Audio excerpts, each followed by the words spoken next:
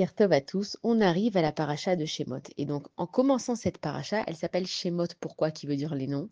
Parce qu'avant de descendre en Égypte, on explique exactement qui sont les enfants qui sont rentrés en Égypte. Et puis, on peut se poser la question, pourquoi Kadosh Baruch Hu, dans la Torah, il n'a pas marqué tout simplement, et voilà, les Bnei Israël, ils sont descendus en Égypte. Pourquoi est-ce qu'on fait le détail des noms, donc Shemot, les noms, des personnes qui sont descendues en Égypte? Déjà, il faut comprendre que c'est comme si, par exemple, il y a eu un professeur, il va dans un endroit, il compte ses enfants, il donne le nom de chaque enfant parce qu'en fait, il veut oublier personne. De la même façon qu'à la rentrée, il y avait tout le monde, ça veut simplement dire qu'à la sortie, il y aura tout le monde. Akadosh Baruch Hu, il n'oublie aucun de ses enfants. Et donc, quand il donne les noms Shemot, il est en train de nous dire, voilà, il y a lui qui est rentré, et ben il y a lui qui va aussi sortir. Déjà, c'est pour se rappeler que Akadosh Baruch Hu, il oublie personne. Dans cette paracha de Shemot, donc là, à ce moment-là, la génération de Yosef, ils sont morts. Et donc, les Bnei Israël, ils se retrouvent en Égypte, et il y a un nouveau pharaon qui arrive, et commence ce fameux esclavage en Égypte, où Akadosh Baruch Hu, il va nous sortir de cet esclavage. Maintenant, comment est-ce que l'esclavage en Égypte, il a commencé? C'est que Pharaon, il a vu en fait que les Béné Israël, c'était un peuple qui était spécial. C'était un peuple qui se mélangeait pas, qui gardait leur nom, qui gardait leurs habits. Et ils ont compris aussi qu'ils se multipliaient et se multipliaient. Et lui, il s'est dit, mais attends, si on les laisse aller comme ça, ils vont prendre le dessus sur nous. Donc il s'est dit, la seule façon, c'est de les asservir. Donc comment ils ont commencé? C'était pas du jour au lendemain. Ils ont commencé par leur mettre des taxes, ils ont commencé par leur mettre des restrictions, ils ont commencé par leur interdire les sorties à certains horaires. Et malheureusement, cette musique-là, on la connaît, nous, dans le peuple juif. Quand les autres nations, elles ont voulu faire du mal aux juifs, elles ont commencé progressivement, mais c'est des signes avant-gardistes. Dès qu'on voit que les nations, elles commencent un petit peu à changer leur politique, c'est que nous, on est en danger. Et évidemment, quand on n'est pas avec Akadash Baruch Hu en Eretz Israël, on est en danger. Donc, et le peuple juif a été exilé. Le but maintenant, c'est que tout le monde revienne en Eretz Israël. Encore une fois, l'histoire de la Aliyah, il faut réfléchir, il ne faut pas le faire sur un coup de tête. Mais bon, c'est marqué dans les livres que la place de Yam Israël, elle est en Eretz Israël.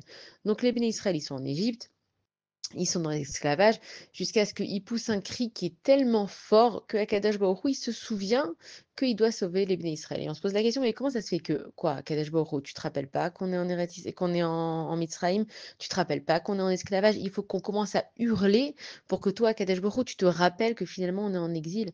En fait, il faut comprendre c'était quoi l'exil égyptien. Il y avait plusieurs sortes d'exil. C'est comme la vie qu'on a nous aujourd'hui, où on est encore en esclavage et on ne s'en rend pas compte. Ça veut dire que la tribu des Lévim en Égypte, elle n'était pas du tout en esclavage. Elle restait dans le pays des Goshen. Et comme ils se sont jamais mélangés au peuple, Pharaon, il a dit, eux, c'est des prêtres, vous les laissez tranquilles, la tribu de Lévi n'était pas en esclavage.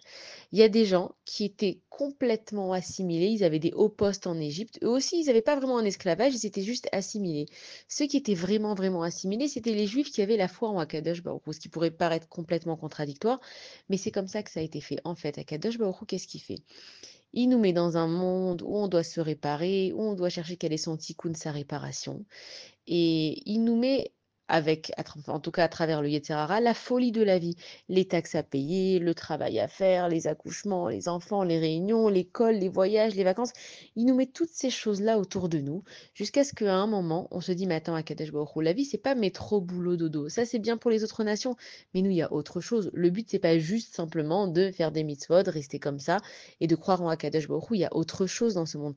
Il faut en fait comprendre qu'il y a un moment donné dans ta vie quand tu sens que tu es dépassé par les événements, que tu n'en peux plus, ou que tu es face à un mur, ou qu'il y a une épreuve qui est trop forte, c'est que Akadash Baruch Hu, il veut que tu te réveilles. Et quand tu te réveilles, tu vas pousser un hurlement. Tu vas commencer à chercher Akadash Baruch Hu, et tu vas lui dire à Akadash Baruch Hu, mais sors-moi de cet exil.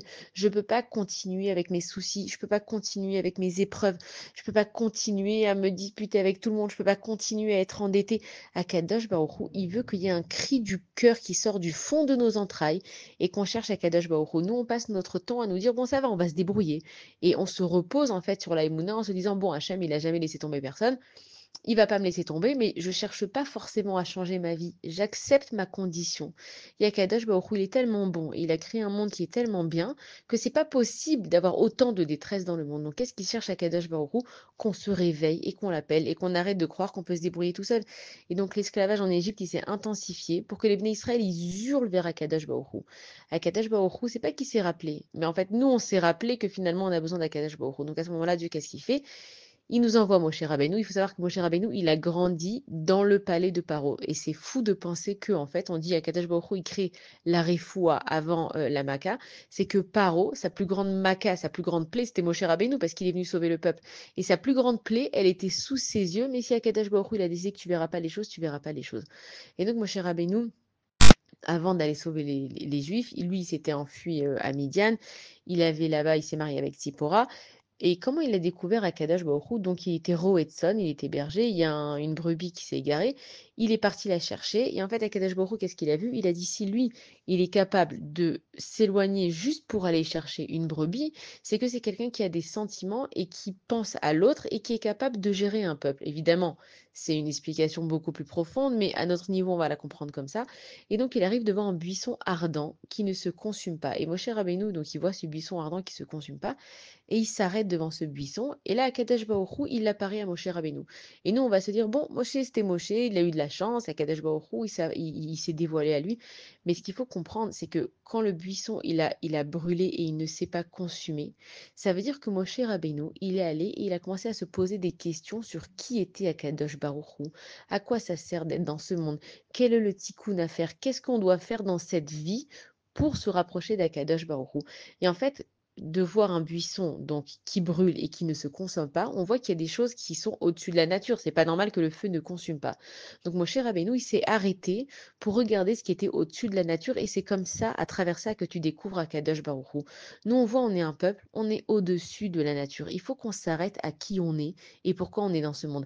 Si on met notre monde au naturel et qu'on se pose jamais de questions, mais comment ça se fait qu'avec toutes les persécutions qu'on a eues, on est toujours ici, on est toujours vivant, c'est qu'on a un Dieu qui nous donne des pouvoirs surnaturels. Et nous, on croit que si on travaille et qu'on gagne 1000 shekels, eh ben, on pourra dépenser 1000 shekels. Mais quand je sais que Akadosh Baruch Hu, il est au-dessus du naturel, je vais comprendre que je vais travailler pour 1000 shekels, mais Bezrat Hashem, Dieu il va me donner de l'abondance où je pourrais dépenser plus. Comment je vais dépenser plus? Parce que les fêtes, elles sont comprises, le Shabbat, il est compris, quand je fais les choses pour Akadosh Baruch Hu, c'est remboursé, etc. Ça veut dire que, mon cher Rabbeinu, comment il a découvert Akadosh Baruch Hu? Il a compris que Dieu, il est surnaturel. Il ne faut pas rester dans la réalité comme elle est.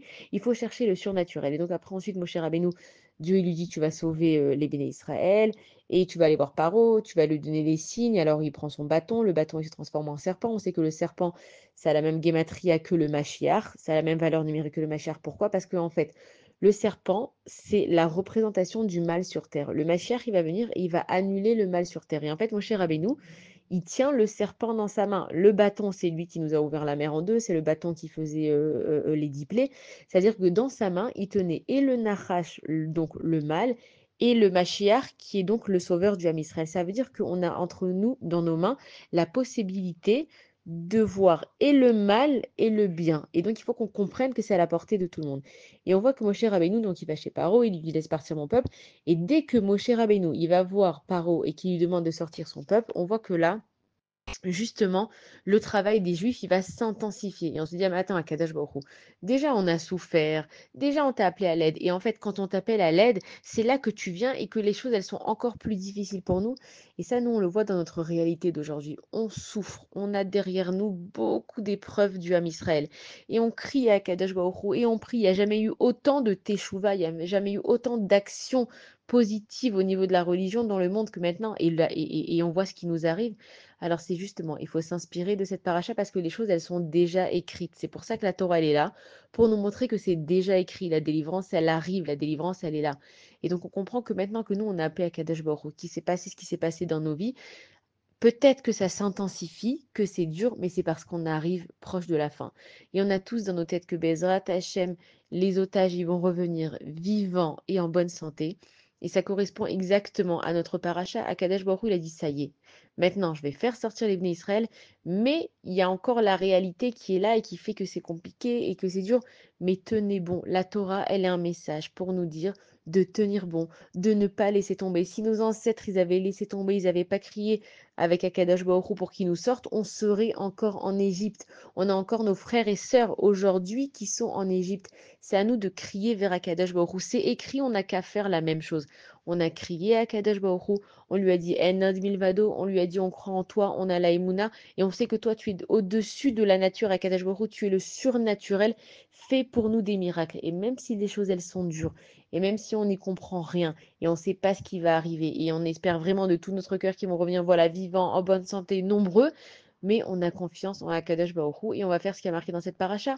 On va crier envers Akadosh Baruch Hu, et on va croire au miracle. Alors, Bezrat Hashem, on s'inspire de ça, et si Dieu veut des très très bonnes nouvelles pour le Ham Israël, pour nos frères et sœurs. Shabbat Shalom à tous, des bonnes nouvelles.